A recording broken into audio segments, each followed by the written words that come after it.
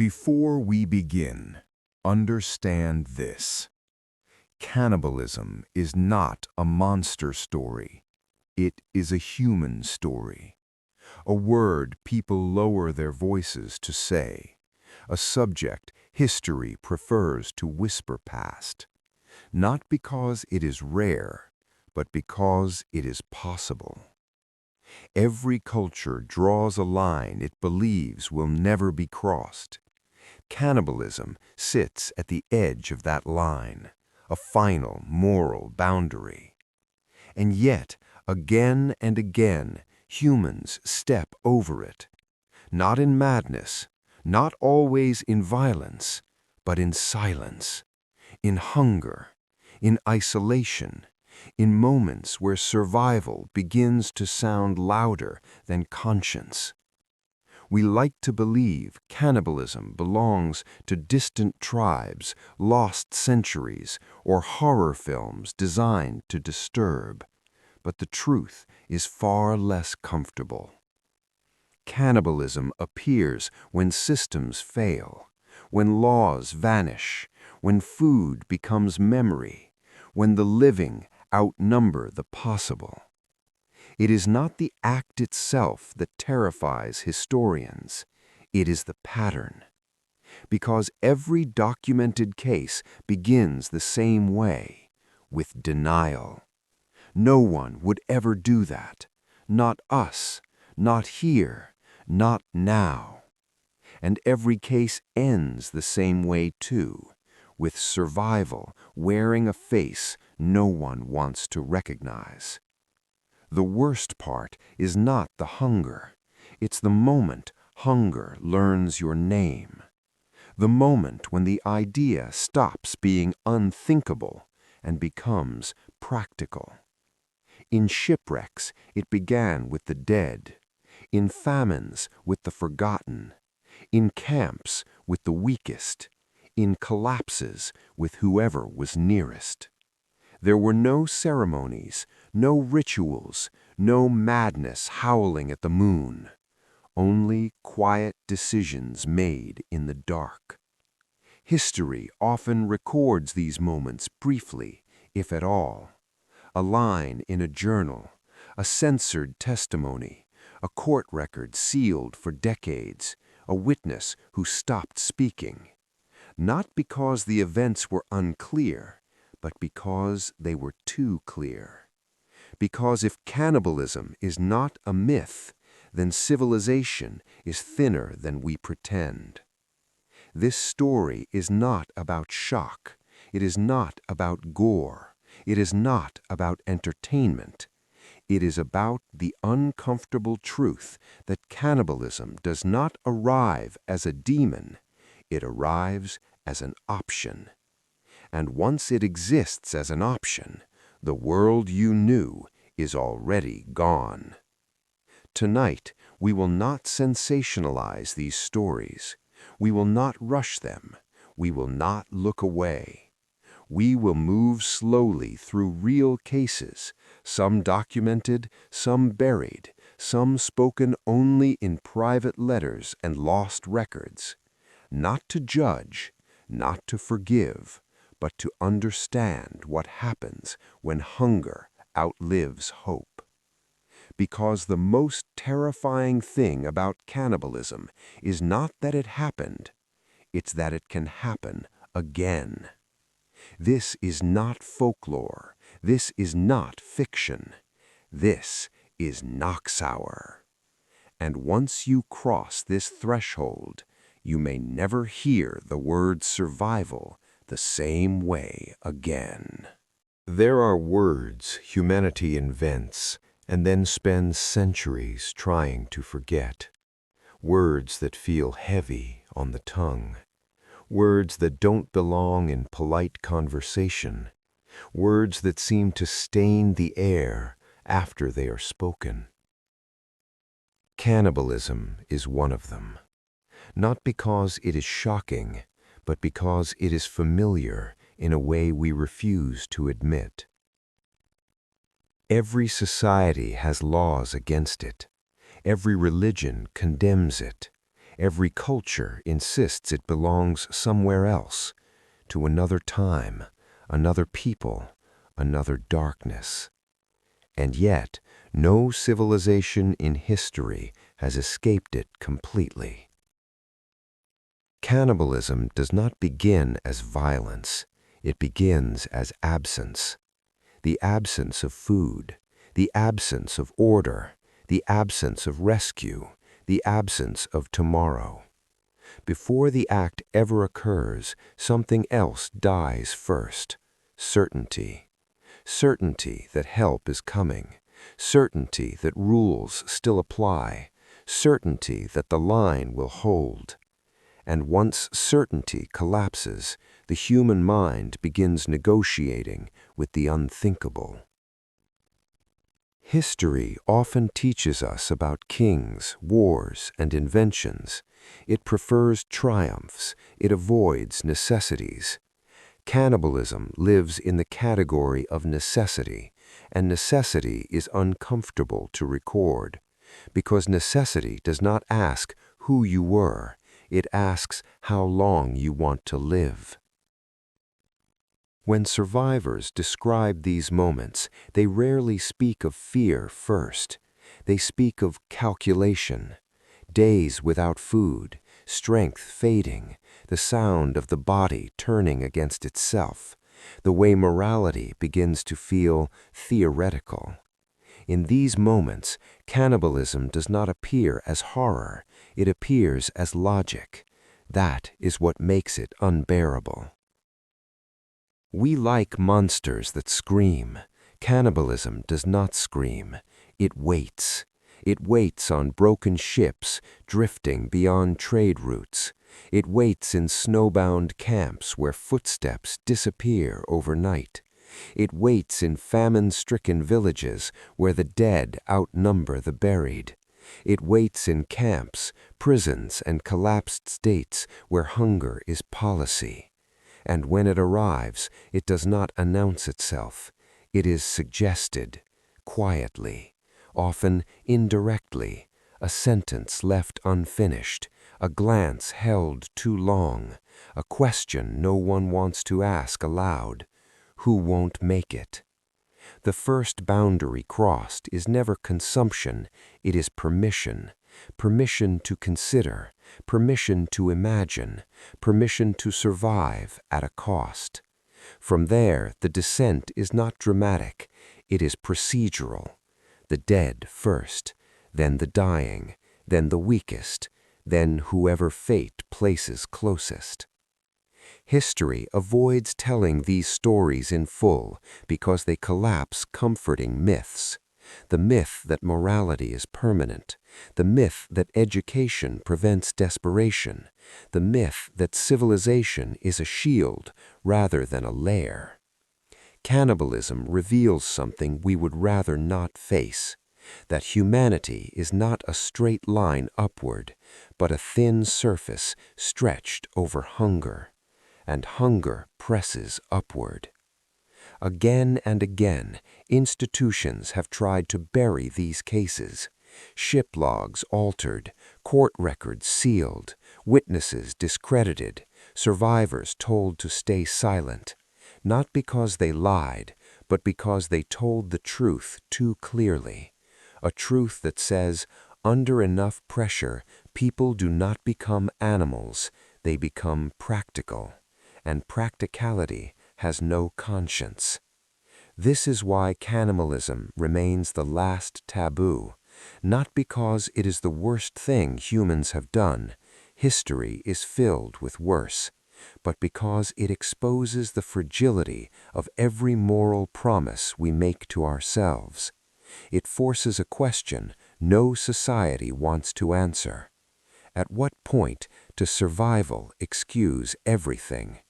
And worse, who gets to decide? Tonight, we are not exploring cannibalism as spectacle. We are not chasing shock or revulsion.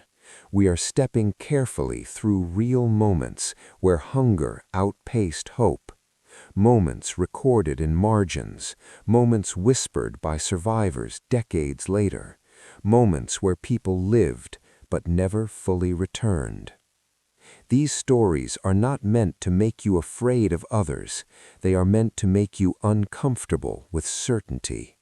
Because cannibalism does not require evil, it requires conditions. Remove food, remove oversight, remove empathy through exhaustion, remove time, and what remains is choice stripped of dignity. As you listen, you may find yourself judging, then questioning your judgment, then wondering what you would do. That moment, that quiet internal hesitation, is where this story truly begins. Not with flesh, not with blood, but with the realization that the line we trust so deeply has already moved before, many times, and it will move again. This is not history at a distance. This is a mirror held at the edge of civilization. This is Noxhar. And once these stories unfold, you may understand why some knowledge is not forbidden, just avoided. Civilization teaches us a comforting lie, that progress is permanent, that morality accumulates, that once a line is drawn, it stays where it is. History suggests otherwise. Morality is not a structure. It is a negotiation, renegotiated every time survival becomes uncertain. We inherit rules created during abundance and expect them to function during collapse. They rarely do. Cannibalism is not proof of moral failure. It is proof that morality is conditional. That is the truth most people cannot sit with. Because if morality bends, then righteousness is fragile. And if righteousness is fragile, then identity is too. We like to believe that hunger attacks the body first. It does not. It attacks time. Days stretch, minutes distort, the future shrinks. And when the future disappears, so does sacrifice. People do not abandon ethics because they want to live. They abandon ethics because the idea of later stops existing. Philosophers have long debated the value of human life, but hunger answers differently. It does not ask what life is worth. It asks how long the body can endure. And when endurance ends, thought simplifies. Right becomes irrelevant. Wrong becomes inefficient. What remains is continuation. Cannibalism emerges not when people stop caring, but when caring becomes unbearable, when empathy drains faster than hunger. Survivors often say something chilling. It stopped feeling like a choice. That sentence appears again and again across centuries, continents, and cultures. Because once necessity is absolute, choice becomes a performance. At that point, the human mind adapts. It reframes, it distances, it renames. Not eating, surviving. Not someone, already gone. Not wrong, I had no time. Language collapses before behavior does. This is why societies erase these stories, because cannibalism reveals a hierarchy we pretend doesn't exist. First comes survival, then meaning, then morality. In that order. Never the reverse. Religions promise absolution, laws promise order, culture promises restraint. Hunger promises nothing. It simply waits. Waiting is its greatest strength, because hunger does not force you immediately. It lets you exhaust yourself resisting. It watches as dignity becomes heavy, as pride becomes optional, as memory of who you were begins to feel irrelevant. And then, quietly, it offers relief. Not pleasure, not satisfaction, just continuation. This is the moment survivors struggle to describe. The moment when the horror is not the act, but the calm that follows. Because once the unthinkable becomes survivable, the world cannot return to its previous shape. Many who lived through these moments never spoke again. Not because they feared judgment, but because explanation failed. How do you explain that the line you trusted did not vanish suddenly? It dissolved. How do you explain that the worst thing you can imagine arrived not as terror, but as acceptance? Cannibalism is the final reminder that human beings are not defined by what they condemn. They are defined by what they endure. And endurance has no ideology.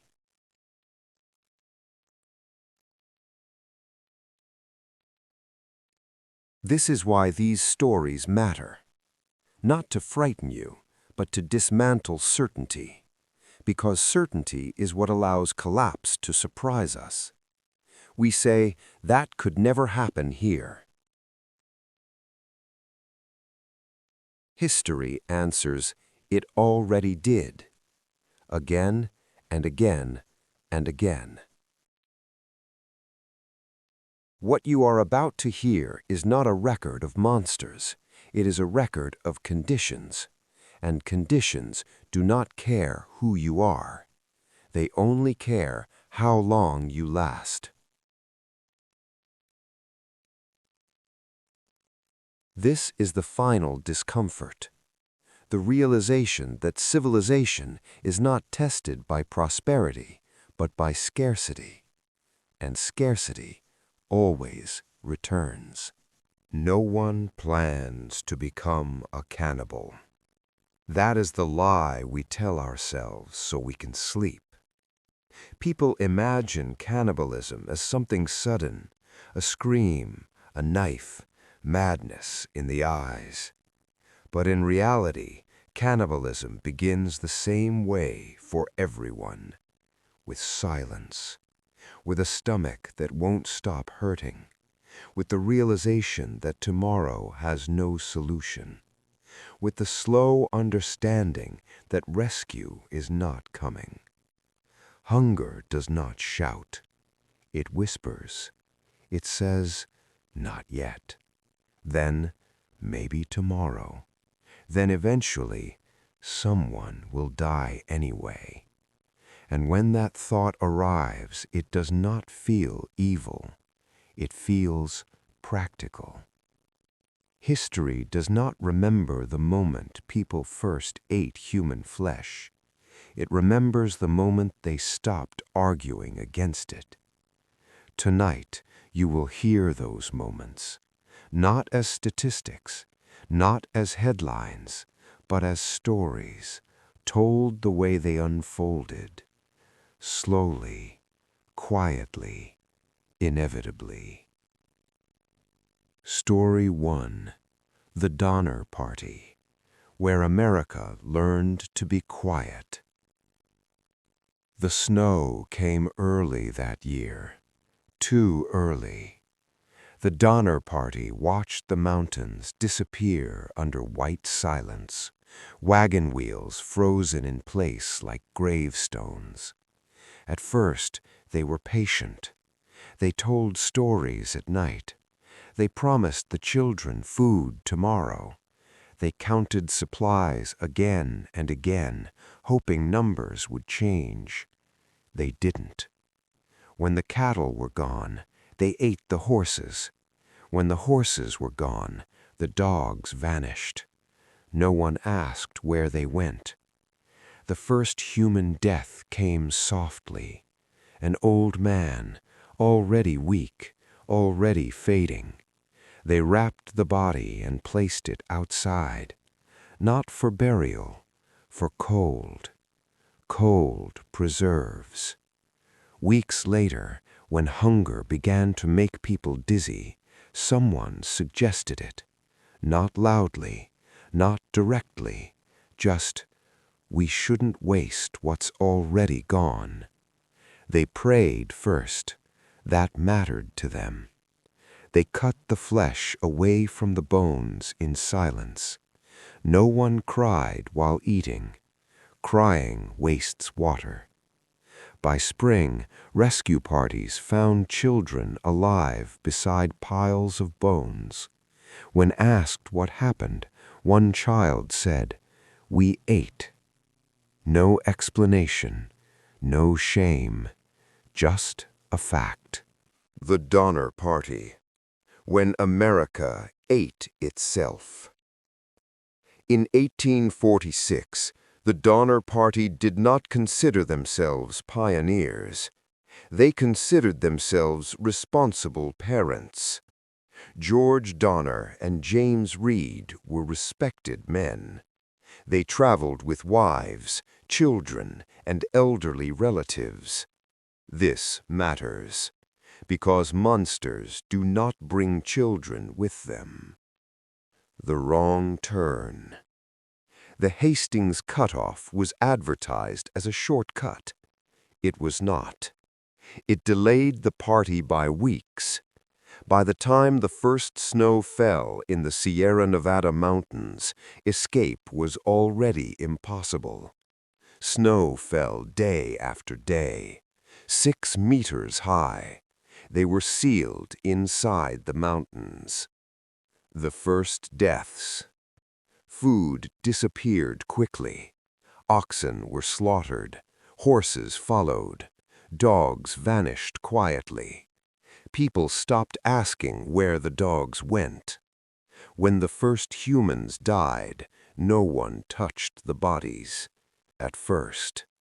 They waited until the corpses froze solid, preserving them, not for burial, for later. When eating became quiet. Survivor accounts describe eating in silence, no talking, no eye contact. Parents hid the truth from children. Some children were fed without knowing what they ate. Others knew and ate anyway. By the time rescue arrived, bones lay beside the living. No one screamed. No one confessed. They simply survived. Story 2. The Forlorn Hope, when drawing lots felt fair. 15 people left the camps wearing snowshoes. They called themselves the Forlorn Hope. Names matter.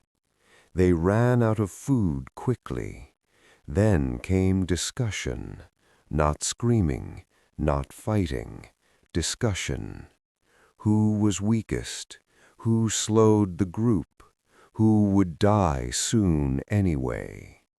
When the first person was killed for food, witnesses said no one resisted. Resistance wastes energy. The meat was divided evenly. Fairness mattered. Survivors later said the worst part wasn't the killing, it was how reasonable it felt. Story 3. Nazino Island, a place where hunger was policy. Nazino Island was not an accident. It was logistics. Thousands were unloaded with no plan beyond figure it out. The flour caused sickness. Sickness caused weakness. Weakness created targets. Cannibalism did not emerge randomly. It followed hierarchy. The strong organized. The weak vanished.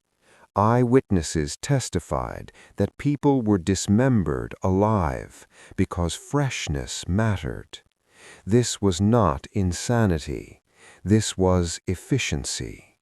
When officials finally removed survivors, records were destroyed. History hates evidence that implicates systems. Story 4. The Andes Flight. Frozen bodies and moral math. The crash survivors prayed for rescue, then prayed for death, then stopped praying altogether.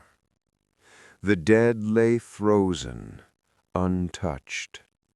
Someone eventually said the thing no one wanted to say.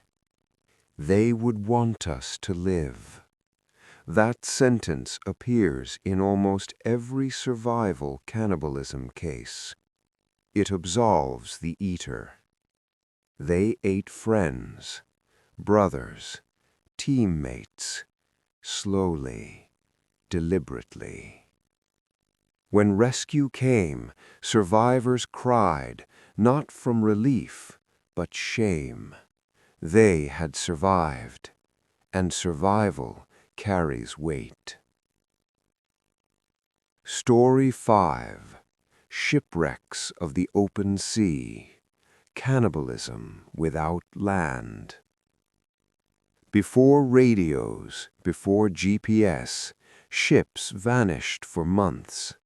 Survivors drifted on open water. When someone died, their body was food. When no one died, someone was chosen. Lots were drawn. This made it fair. Survivors described cooking human flesh over small fires, not hiding it, accepting it.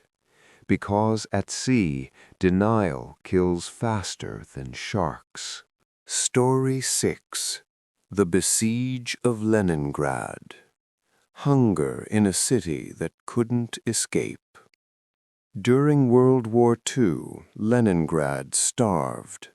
Bread rations fell below survival levels. People collapsed in streets. Cannibalism appeared quietly. At first, only the dead. Then murders. The government recorded cases carefully, not to help, but to control narrative. Survivors later said hunger changed how faces looked. People became meat-shaped. That thought terrified them more than death. Story 7. Armin My Ways. When hunger wasn't needed. Armin My Ways destroyed the final excuse. There was no famine, no desperation, only desire. He planned, he asked, he received consent. The world struggled to understand why this felt worse than starvation cases. Because this wasn't survival, this was choice. And choice means reflection. Story 8. Issei Sagawa. A crime without consequence. Sagawa killed, he ate, he confessed, and then nothing. No punishment that fit the act. The horror wasn't cannibalism, it was what society allowed afterward.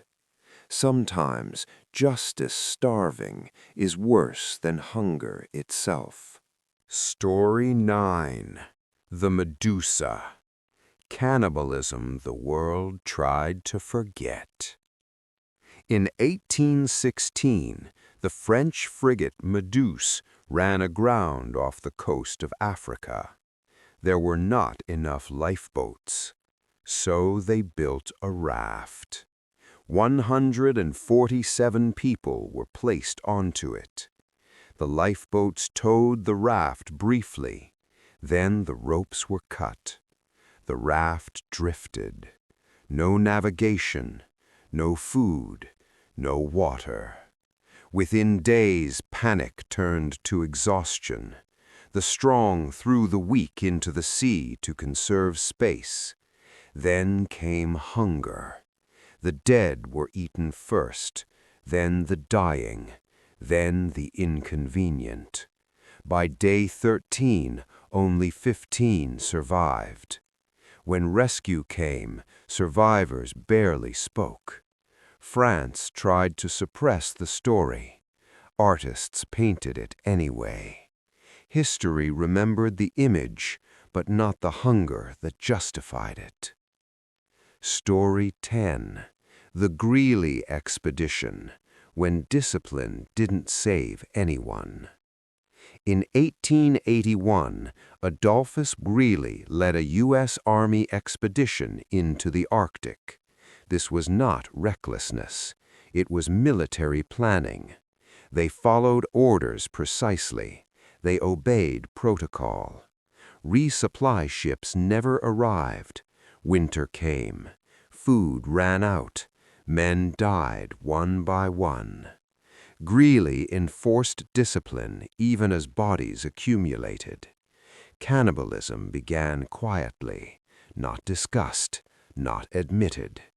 Later investigations revealed something darker. Some men may have been executed to preserve rations. Greely survived. Most did not. The official report avoided details.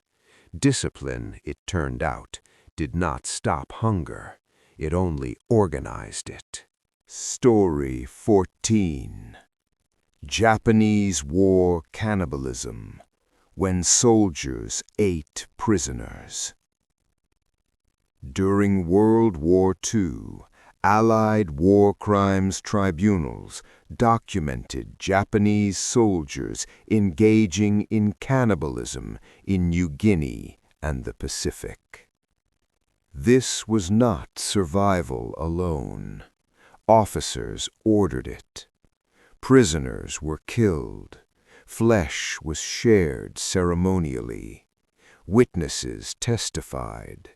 Executions followed. This case is rarely discussed because it complicates narratives of war. Hunger and power sometimes coexist. Story 15. The Alfred Packer Case, America's Cannibal Legend. Alfred Packer claimed survival. Evidence suggested murder. His story changed repeatedly. Courts struggled to determine truth. Was he a survivor or a killer who used hunger as excuse? History never agreed. But one thing was certain. Everyone involved starved, and hunger blurs guilt. Story 16. Modern Survival Cannibalism. Why it still happens. Plane crashes, war zones, collapsed states. Survival cannibalism has not ended. It has simply become quieter, less reported, more controlled. Technology hasn't removed hunger. It has only delayed it. Story 17. The Batavia. Cannibalism without starvation. In 1629, the Dutch ship Batavia wrecked off the coast of Australia. Most people survived the wreck. This matters, because what followed was not survival cannibalism, it was power cannibalism. Geronimo Cornelis, a disgraced apothecary, seized control of the survivors on nearby islands. There was food, there was water, but Cornelis wanted control. People were executed, bodies were eaten, not from hunger, but terror. Cannibalism became punishment. Witnesses later testified that flesh was consumed openly, deliberately, to break resistance.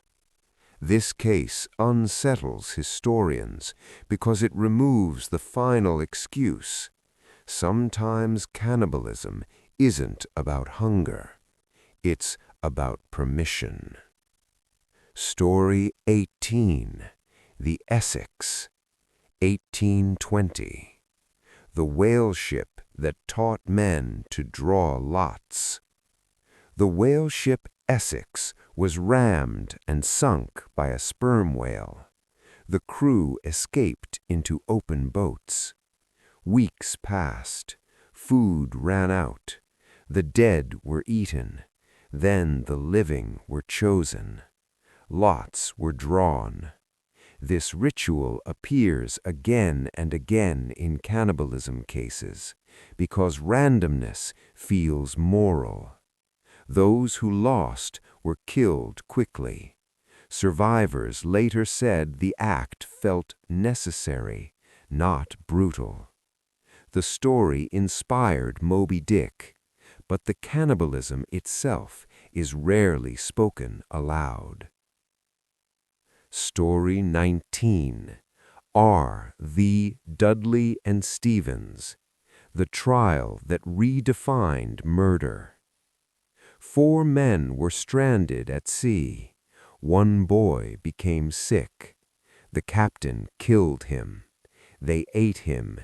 They survived. When rescued, they were arrested. The British court ruled necessity is not a defense for murder. This ruling still shapes law today, but the verdict ignored reality. If they hadn't eaten him, no one would have lived to stand trial. Law survived. The boy did not. Story 20. The Gulags of Kolyma. Cannibalism that could not be recorded. In the Soviet Far East, prisoners mined gold in sub-zero temperatures. Food rations were insufficient. Cannibalism occurred. Not officially, never on paper, only in whispers between survivors. Bodies disappeared. Guards ignored it. Hunger was considered disciplinary. History avoids these cases because documentation is scarce, but the pattern matches every famine camp in history. When survival becomes competitive, morality collapses silently. Story 21. Easter Island, Rapa Nui, when isolation became permanent. Ecological collapse isolated the island. Resources vanished. Oral histories describe ritualized cannibalism. Enemies were eaten to absorb strength. Archaeology supports nutritional stress. The line between ritual and survival blurred. This case is controversial, which is why it's rarely told, but controversy does not erase hunger. Story 22. The Starving of Bengal, 1943. Cannibalism under Empire. During British rule, Bengal starved. Millions died. Colonial records mention cannibalism quietly, rarely investigated, never emphasized, because acknowledging it would indict policy, not people. Hunger here was not natural, it was administrative. That makes it harder to tell. Story 23. Modern conflict zones. Why these stories never end. Cannibalism still occurs during sieges, wars, and collapses. It is underreported, suppressed, because it breaks the illusion of progress. Technology does not remove hunger, it only delays it. Story 24. The Salem Sea Voyage, 1884. Cannibalism that became routine. In the late 19th century, several merchant ships vanished quietly from records. Not wrecked, not sunk, just delayed. When survivors returned months later, their stories were similar. Storms, damaged sails, weeks adrift, and then something unsettling. They spoke of cannibalism not as a last resort, but as procedure. The dead were eaten first, then the sick, then the unlucky. One sailor testified that after the first time, no one pried again. Because once survival becomes routine, morality becomes inefficient. Shipping companies buried these testimonies. They were bad for business. Story 25. The Madagascar Strandings. Colonial Hunger Without Witnesses. French colonial records mentioned shipwrecked settlers along Madagascar's coast. Survivors disappeared. Occasionally, a handful returned. Their journals were confiscated. Why? Because they described eating fellow colonists, not during storms, but during bureaucratic abandonment. Supply ships never arrived. Officials blamed weather. The settlers blamed silence. Cannibalism here was not accidental. It was predictable. Story 26. The Tanganyika Famine. Starvation in plain sight. During German colonial rule in East Africa, forced labor and crop seizures caused famine. Missionary letters describe villages where bodies were consumed quietly.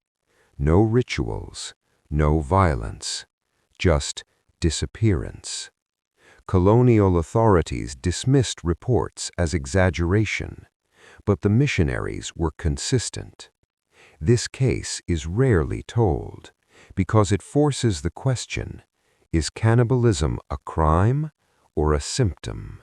Story 27. The Dutch Winter of 1944. Civilized Europe, starving. During the Nazi blockade of the Netherlands, food supplies collapsed. People ate tulip bulbs, then pets, then the dead. Police records mention cannibalism briefly, never publicly, because Europe prefers to believe it is immune. Hunger proved otherwise. Story 28. The Mao-era famines, localized cases. When neighbors became food. During China's Great Leap Forward, famine devastated rural provinces. Local archives describe cannibalism, not nationwide, village by village. Families disappeared overnight. Officials suppressed reports. Survivors learned silence was survival. This case is avoided not because it's false, but because of its scale. Story 30. The Korean War Camps. Starvation under watch. Prison camps during the Korean War suffered food shortages.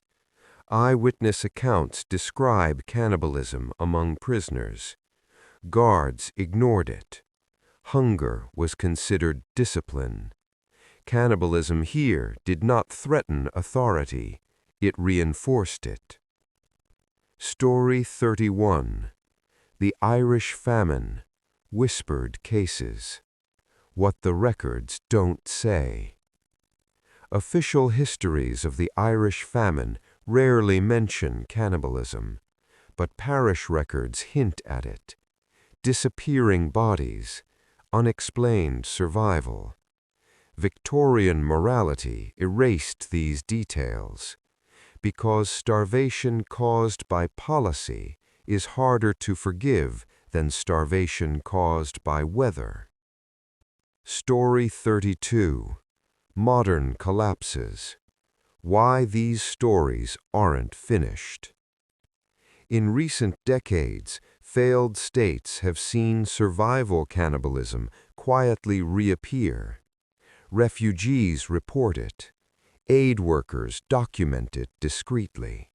It does not make headlines, because acknowledging it means admitting collapse. Every case you've heard tonight shares one truth. Cannibalism does not emerge from savagery. It emerges from removal. Remove food. Remove law. Remove accountability. Remove hope. What remains is not madness, it is adaptation. And adaptation does not ask permission. History does not hide these stories because they are rare. It hides them because they are repeatable. Every generation believes it is immune. Every famine proves otherwise. The worst cannibalism horror story ever is not about the past. It is about the conditions we keep recreating. Hunger doesn't need monsters. It only needs time. This was not fiction. This was not rumor. This was not fear. This was Knox Hour.